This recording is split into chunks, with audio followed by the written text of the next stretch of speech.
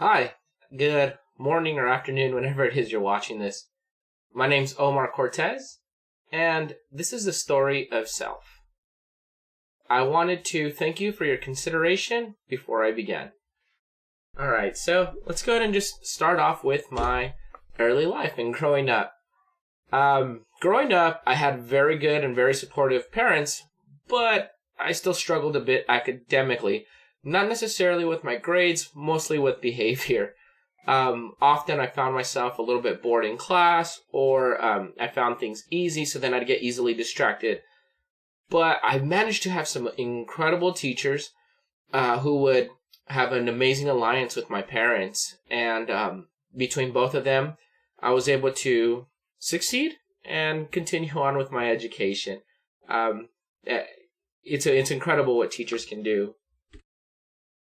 I started off going to school at the community college, and I wish I could tell you that I Googled that photo that you see on the right, but that was just a doodle I did when my freshman year in college, and I kind of found that when I was looking for photos to add on to this.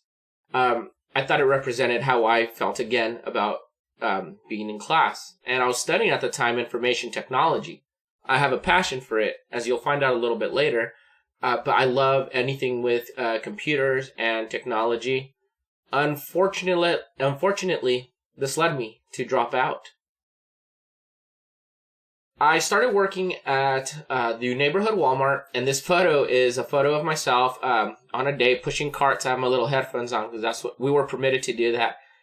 And I was barely making ends meet. I mean, literally, I had a minimum wage job. I was living at an apartment with two of my best friends from high school, and I knew that this is not the life for me. I knew I did not want this, and I knew that education was important.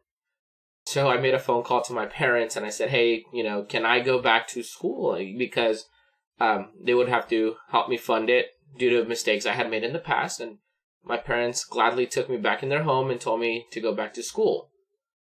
This time around, when I went back to school, I decided to go for education. And this time, it was going to be different.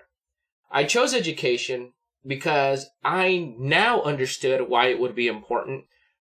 This had to do with hanging out with friends of mine that had gone to school, and they had nice cars and were living, traveling and living what I thought was a really nice life, and I wanted that. I thought of a couple of things before I went back, like would I just continue my information technology degree, or should I start something new? And I decided to start something new. I went with my gut, and I went with education. I wanted to go with education because I wanted to help kids out there like me. I wanted to be like those teachers that helped me out. I know it's a cliche, but it's the reality of it. I wanted to be there for those kids who found themselves bored, who found themselves thinking that things were too easy, and I wanted to challenge them. So I went back to school and then I went to UTEP. For my bachelor's, and at UTEP, I was extremely involved. I was doing service, community service. I was in a community service fraternity, and it was not like a social fraternity. It was strictly community service, and that's what we would do.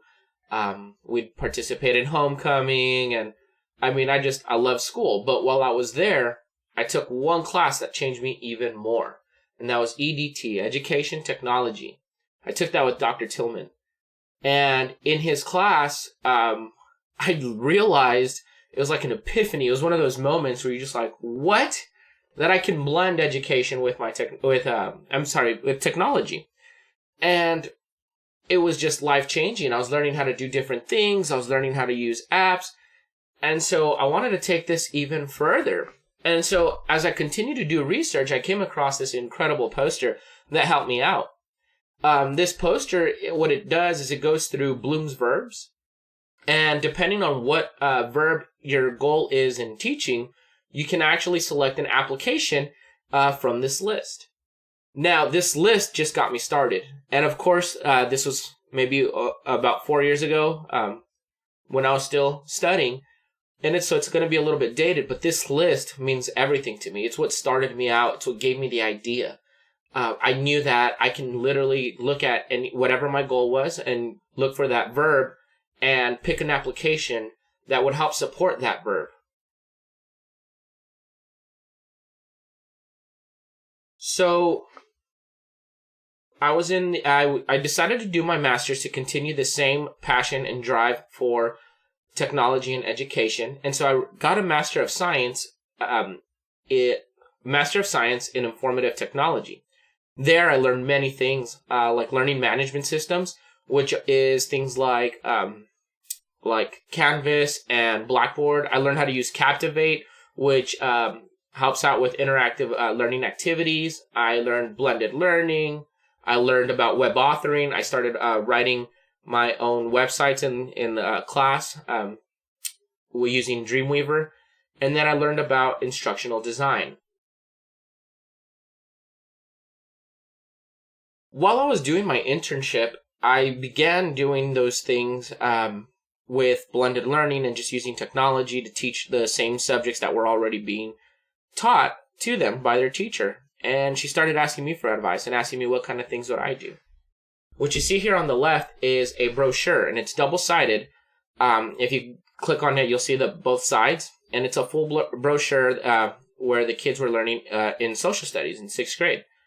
And I do have all the samples here and the full-blown lesson plan. But essentially what we did was we jigsawed it, so each kid received a section and created a pamphlet. Then each kid presented their pamphlet, and it ended up being really neat. Everyone talked about their different geographical locations. On the right was another one. This lesson, I have again, if you click on the link, it'll take you to the full-blown lesson. But what that one started off with was a PowerPoint. Then the kids jigsawed off into groups again. Then they created a video, an Adobe Spark project, which allows them to find Google Photos and voiceovers and stuff like that. And they would represent the information. We followed that with a Kahoot. And then even a Jeopardy. After that, the kids took an assessment, and the results are phenomenal. I'll show you an example of what the video was. United States government by Sophia, Ashley, Israel, and Isaac. Democratic government based on the form of government in which the people choose leaders by voting. Limited government, consent of the governed, election every 4 years.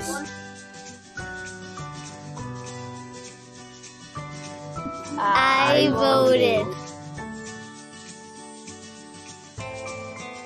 So it was really neat presentations. The kids loved it. It helps out those that need assistance, that maybe they can't write, dyslexia, that they can be vocal and stuff like that. And I mean, the kids just felt great about it. United States. After that, I got my first job teaching 2nd grade. And when I was doing that, I continued to teach using different techniques. The first video you'll see here is using stop motion to learn area. Is 9. And so with that stop motion technology, they were able to calculate the area for me. On this side, you'll see a student adding with the number line. 506 plus So- 2 equals Turn off. 1. So I turned down her volume, but essentially what that was it's called app smashing, and all they did was they used one app on Seesaw to find the number line that they liked. Then they would screenshot it and bring it over, and then they added with that and created a video. Then on the next one was First, you plant a doing animation for the plant cycle. and Again, then I really bury love the fact that I find different ways to teach utilizing technology. it. It rains. And knowing that, I eventually decided I want to teach technology. And that's what I jumped into. So I moved over to Phoenix, Arizona, and I started teaching the technology curriculum.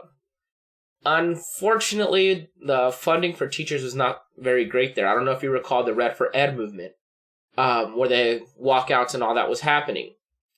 So then I came over to Dallas, where I found a better financial gains for my work, and I started teaching technology again there. And I mean, I just absolutely love it. We're doing programming in the photos. And what ended up not necessarily messing things up per se, but actually driving me to want more was when I actually started doing robotics there. I ended up doing a fundraiser to get my first Lego League robot. And after I did that, I just absolutely loved it. And every time we wanted to do something, we had to find our own funding. And I met a colleague who told me that Dallas ISD actually does fund all robotics. And so I jumped on that as soon as I could. And I went over there. Unfortunately, I was no longer teaching. Going to be teaching technology. I was going to start teaching second grade again. And so I did that knowing that I can focus on robotics. So we're teaching second grade, and now we're up to par with this year. And now we're at the pandemic. And so luckily my skills were able to help me out. I was able to do, with my learning management system, just kind of create a simple website where I was able to demonstrate asynchronous and synchronous learning. The kids can submit lessons and DOLs at their own pace. But not only that, I was able to host live classes, or am able to host live classes on Zoom. I do Zoom on Tuesdays and Thursdays. And then I have the kids working on assignments through Edpuzzle, where I go through full lesson cycles and add questions as if they were interacting with me. And if I do a Zoom, I'll end up doing an Edpuzzle as well for those who can't attend my Zoom lesson. And then I have the kids submit their works through various methods, such as Flipgrid or through Padlet and Edpuzzle, of course, and Google Forms for DOLs, and so on and so forth. Vex became one of the biggest passions that I also have. This was my first year, believe it or not, and my first year in Vex, we ended up getting 12 trophies. I really love the fact that you can teach the engineering process. Kids can document that process through notebooking. They learn their design, so there's a challenge every year. Then the kids use different methods of robotics and engineering that they learn through me to make the best design of robot that they can. I teach them programming. They have to run the game autonomously. And of those 12 trophies we won, some of those ended up being qualifiers. We qualified for state, and then we won at state. We won the STEM Project Award. Then we qualified for nationals, and we even got qualified for worlds. Unfortunately, with the pandemic, we were unable to attend nationals and worlds. But I'm very driven in that aspect also. And so I know one of the things you guys were curious of is what kind of club I'd be able to bring. I definitely am interested in doing Vex EDR when I come over to your school. My current goals right now is to get into technology applications and continue to teach what I love. I also got an invitation or a referral to do the Innovation and Teaching Fellowship, which I am applying for and just waiting on my response currently. I also intend on going into Vex EDR, which is the Vex for a high school. And if given permission, speech and debate.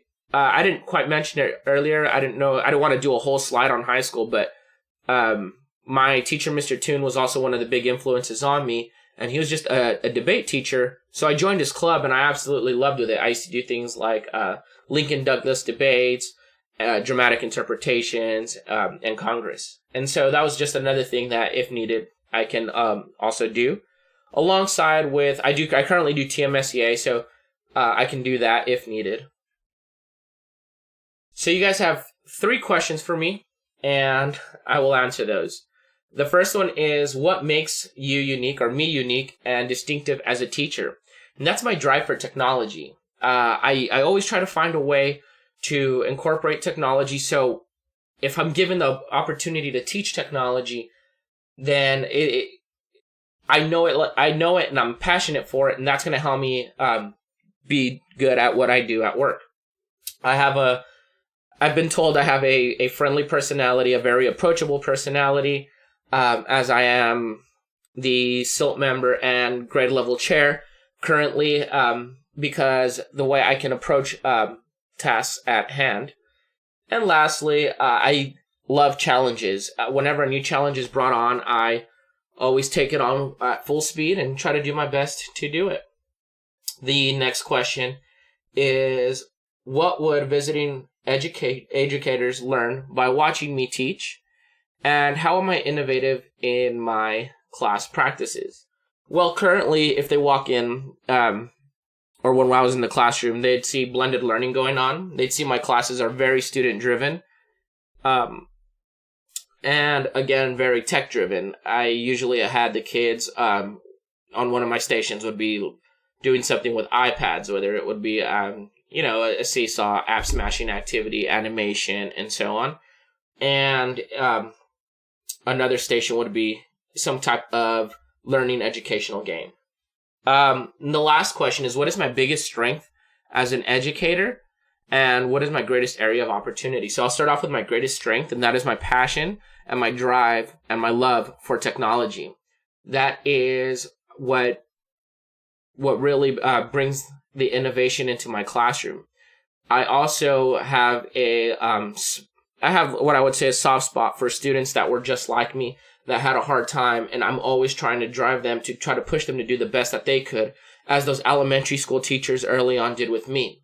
I am trying to mimic what those teachers did by having that strong alliance with parents, and even though sometimes the students hate it, eventually they end up growing to love me, and the parents also love the communication that I end up having.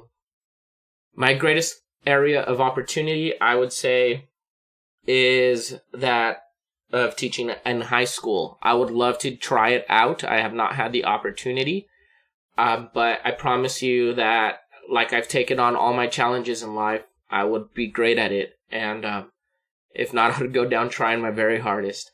And that kind of ties back to my biggest strength is I'm a risk taker, and this is one of those things that I'm trying to do.